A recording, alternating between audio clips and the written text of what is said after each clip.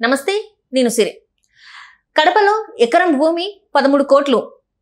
ఇది మీరు నమ్ముతున్నారా లేకపోతే జగన్మోహన్ రెడ్డి మాయా?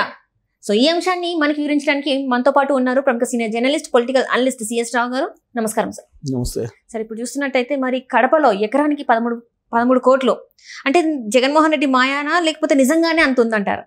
ఆంధ్రప్రదేశ్లో అది కూడా కడప వెనకబడిన ప్రాంతం అని చెప్తుంటారు. వెనకబడిన ప్రాంతం ఏదైనా ఉందంటే ఆంధ్రప్రదేశ్లో రాయలసీమ అని చెప్తుంటారు. ఆ రాయలసీమలో కూడా బాగా వెనకబడిన ప్రాంతం ఏదైనా ఉందంటే కడప అని చెప్పి చెప్తూ ఉంటారు. కానీ అక్కడ ఎకరం 10 కోట్లు అంటే బాగా డెవలప్ అయ్యి ప్రపంచంలోనే గుర్తింపు ఉన్నటువంటి హైదరాబాద్లో ఉన్నటువంటి రేట్ అది. సో 10 కోట్లు ఎకరం 13 కోట్లు అని అంటే కడపలో జనరల్గా ఇది వినేవాళ్ళు ఏంటంటే అంత రేట్ ఎక్కడ ఉంది, మీకు తెలిసి మాట్లాడుతున్నారు తెలియక మాట్లాడుతున్నారా అని చెప్పి అనుకోవచ్చు. ఇది పక్కాగా నిజం, 100%, 100% ఆన్ పేపర్ ఉన్నటువంటి రేటు. ఎలా ఉంది అనే దాని మీద కనుక మనం విశ్లేషణ చేసుకుంటే ఇది ఓన్లీ జగన్మోహన్ రెడ్డి గారి ప్రభుత్వానికి, జగన్మోహన్ రెడ్డి గారి బ్యాచ్కి మాత్రమే సాధ్యం. ఓకే. ఎలా అంటే ఓ పర్యాటక శాఖ ఉంది ఆంధ్రప్రదేశ్లో. ఆ పర్యాటక శాఖకి ఓ మంత్రిగా రోజా గారు గతంలో చేశారు. ఇప్పుడు అదృష్టశాస్తు ఏపీ ప్రజలు వదిలించుకున్నారు. కానీ ఆవిడ అధికారంలో ఉన్నప్పుడు, మంత్రిగా ఉన్నప్పుడు, జగన్మోహన్ రెడ్డి గారు ముఖ్యమంత్రిగా ఉన్నప్పుడు జరిగినటువంటి విచిత్రమైనటువంటి పరిణామం పర్యాటక శాఖలో అనేకం జరిగితే ఇది ఒక విచిత్రమైన పరిణామం. ఏంటంటే అది జనరల్గా ఏంటంటే ప్రభుత్వానికి ఏదైనా అవసరం అయిందనుకో పబ్లిక్ నుంచి కొనుగోలు చేస్తారు. పబ్లిక్ నుంచి కొనుగోలు చేసి దానికి వాళ్ళకి ఇస్తారు, యాజ్ పర్ ద నామ్స్ నష్టపరిహారం ఇస్తారు. అవసరం లేకపోయినా అవసరాన్ని క్రియేట్ చేసి చేయడంలో జగన్మోహన్ రెడ్డి ప్రభుత్వం ఆరితేరిపోయింది. కడపలో ఒక పర్యాటక శాఖకు సంబంధించి ఒక హోటల్ పెట్టాలనుకున్నారు.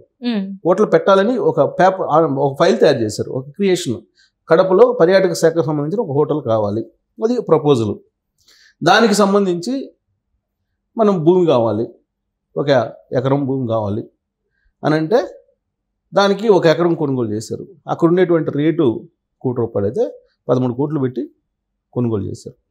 ఓకే, బాగానే ఉంది, కొనుగోలు చేశారు. కొనుగోలు చేసిన తర్వాత వాళ్ళు చేసినటువంటి పని ఏందో తెలుసా? ఆ కొనుగోలు చేసినటువంటి ఎకరానికి హోటల్ కట్టాలి. హోటల్ కట్టాలంటే ఇంకొక 4 కోట్లు ప్రభుత్వం నుంచి మళ్ళా శాంక్షన్.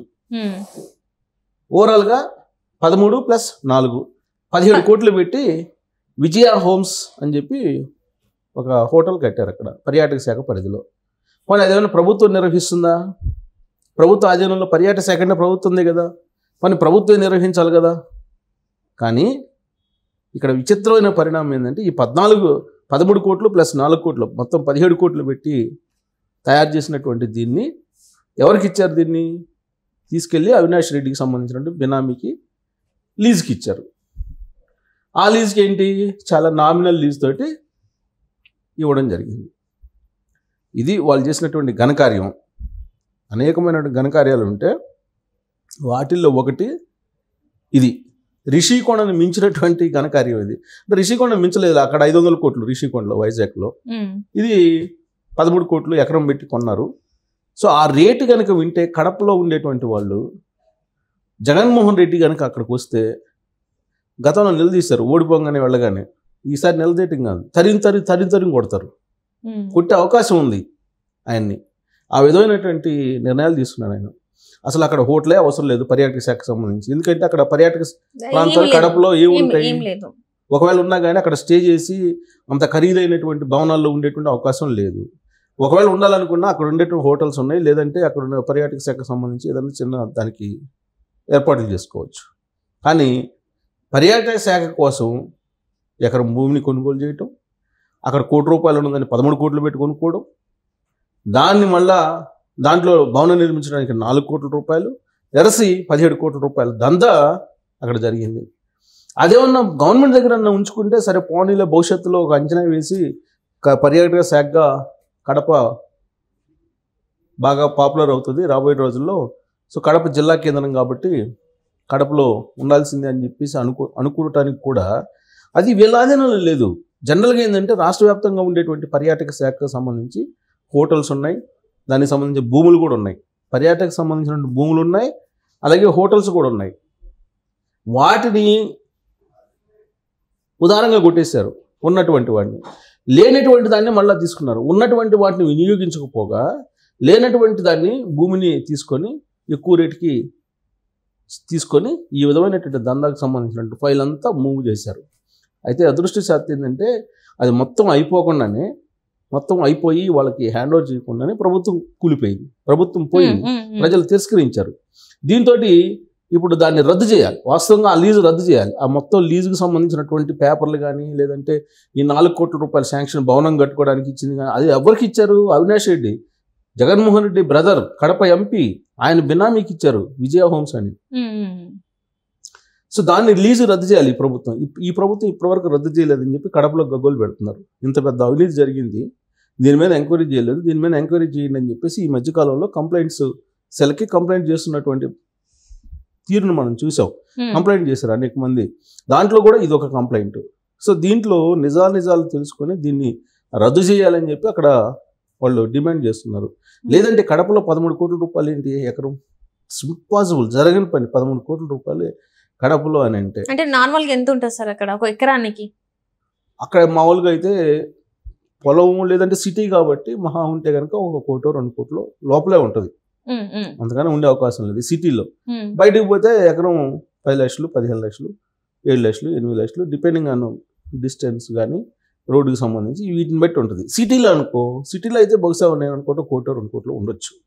13 కోట్ల రూపాయలు పెట్టి వాళ్ళు, అంటే ఇప్పుడు ఈ ప్లేస్ ఇదంతా కూడా ఎక్కడ తీసుకున్నారని అసలు ప్రాథమికంగా ఏంటంటే అసలు పర్యాటక శాఖ అవసరమే లేదు అక్కడ. అదే కదా, అవసరం అన్నట్టు క్రియేట్ చేశారు. అందుకని ప్రత్యేకంగా ఎందుకు అడుగుతున్నాను అంటే ఇది సిటీలో కట్టారా లేకపోతే బయట ఎక్కడ? సిటీ అవుట్స్కట్స్ లో కట్టారా? అవుట్స్కట్స్ లో కట్టి మీరు చెప్పిన దాని ప్రకారం ఎందుకు అడిగానంటే మరి 10 లక్షలు అవుట్స్కట్స్ అంటే 10 లక్షలు మీరు ఇందాక అన్నారు. 10 లక్షలు ఎక్కడ, 13 కోట్లు ఎక్కడ? అసలు ఏం చేస్తున్నారు? ఇంత ఘనము, ఇంత మంది, ఇది ప్రభుత్వ ధనమే కావచ్చు, ప్రజల ఇంత ఎందుకు మోసంకి పాల్పడ్డారు, అవినీతికి పాల్పడ్డారు? అసలు ఏంటి అసలు ఇక్కడ జరిగినట్టు పెద్ద మాయ ఏంటంటే అసలు అవసరమే లేదు, అవసరం లేని దాన్ని ఉన్నట్టు క్రియేట్ చేయడం అనేది మొదటిది. 2 మళ్ళీ దాంట్లో భవనాలు జనరల్గా ఏంటంటే ఒకవేళ స్థలం ఉంటే పర్యాటక శాఖ లేదా గవర్నమెంట్కి స్థలం ఉంటే ఆ స్థలాన్ని లీజుకి ఇస్తుంటారు ప్రైవేట్ వ్యక్తులకి. లీజుకి ఇచ్చినప్పుడు లీజుదారుడు ఏం చేస్తాడంటే అక్కడ భవనాన్ని కట్టుకుంటాడు, నిర్మించుకుంటాడు. ఆ భవనాన్ని నిర్మించుకోవడానికి కూడా 4 కోట్ల రూపాయలు శాంక్షన్ చేస్తూ ప్రభుత్వం నిర్ణయం తీసుకుంది, జగన్మోహన్ రెడ్డి గారి ప్రభుత్వం. అది అయిపోయింది తర్వాత మొత్తం కలిపి 17 కోట్లు, 13 + 4 కోట్లు, ఈ మొత్తం ప్రాపర్టీని అవినాష్ రెడ్డికి సంబంధించి బినామీకి అప్పచెప్పడం అనేది పెద్ద హైలైట్ పాయింట్ ఇంకా. సో కాబట్టి ఇలాంటి వ్యవహారాలు క్రమంగా బయటకు వస్తున్నాయి, ఒక్కోటి. ఇవన్నీ వస్తుంటే కనుక విచిత్రమైనటువంటి పరిస్థితులు కనిపిస్తున్నాయి. అసలు ఆంధ్రప్రదేశ్లో ఎక్కడ ఏం జరిగింది అనేది అర్థం కానిటువంటి సిచ్యువేషన్. ఇప్పుడు చంద్రబాబు నాయుడు గారు వచ్చి 3 నెలలు పోయింది, ఇంతవరకు దాని మీద చర్యలు తీసుకురా. మరి 17 కోట్ల రూపాయలు ఉదారంగా ఇచ్చినట్టే కదా ఒకరికి, వేరే ప్రజాసొమ్ము ఉదారంగా దానం అంటే తీసుకున్నట్టు, దానం కాదు, లాగేసుకున్నారు. ప్రజాధనాన్ని లూటీ చేశారు. లూటీ చేసి ఆ విధంగా చేయటం అనేది మరి ఇప్పుడున్నట్టు ప్రభుత్వం దీన్ని గమనించి ఆ కడప వ్యవహారాన్ని కనుక చూడకపోతే, ఆ కడపలో అందరూ నాది 10 కోట్లు అంటారు. రేపు ఏదైనా ప్రభుత్వం అవసరం అయితే భూమిని అక్వైజేషన్ చేసుకోవాల్సి వస్తే వాళ్ళు 10 కోట్లు తీసుకున్నారు కదా, మీరు కూడా 10 కోట్లు, 13 కోట్లు మీరు కూడా తీసుకుని అంటారు. Right sir, right. Thank you so much sir.